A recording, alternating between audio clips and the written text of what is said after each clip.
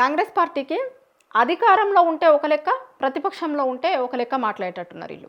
ఎందుకంటున్నా అంటే వీళ్ళు ప్రతిపక్షంలో ఉన్నప్పుడు అసెంబ్లీలో పవర్ పాయింట్ ప్రజెంటేషన్ ఇస్తాము అని ఆ రోజు అధికార పార్టీ బీఆర్ఎస్ అంటే ఆ రోజు అధికారంలో ఉన్నటువంటి ఆ ప్రభుత్వం అసెంబ్లీలో పవర్ పాయింట్ ప్రజెంటేషన్ ఇస్తాము అంటే అసలు ఇట్లాంటి పవర్ పాయింట్ ప్రజెంటేషన్లు ఇవ్వడము ఇండియాలో ఉన్నటువంటి అసెంబ్లీలలో ఎక్కడ కూడా లేదు.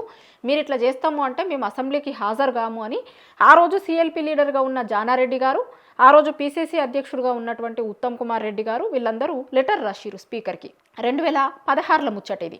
ఇవాళ 2026లో కాంగ్రెస్ పార్టీ అధికారంలోకి రాగానే ఇవాళ వాళ్ళు అసెంబ్లీలో పాలమూరు రంగారెడ్డి ప్రాజెక్టు మీద పవర్ పాయింట్ ప్రజెంటేషన్ ఇస్తాము అని చెప్తున్నారు.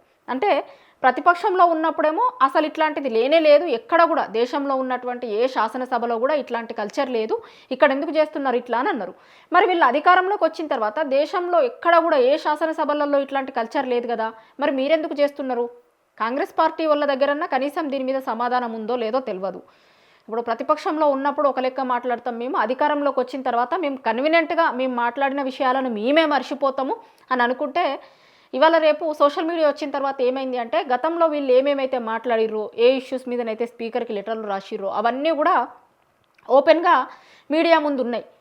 సో ఇవాళ పవర్ పాయింట్ ప్రజెంటేషన్ ఇస్తాము అని కాంగ్రెస్ రెడీ అవుతున్నప్పుడు ఒకసారి గతంలో వీళ్ళు రాసినటువంటి లెటర్లు ఇవాళ సోషల్ మీడియాలో వైరల్గా మారినాయి.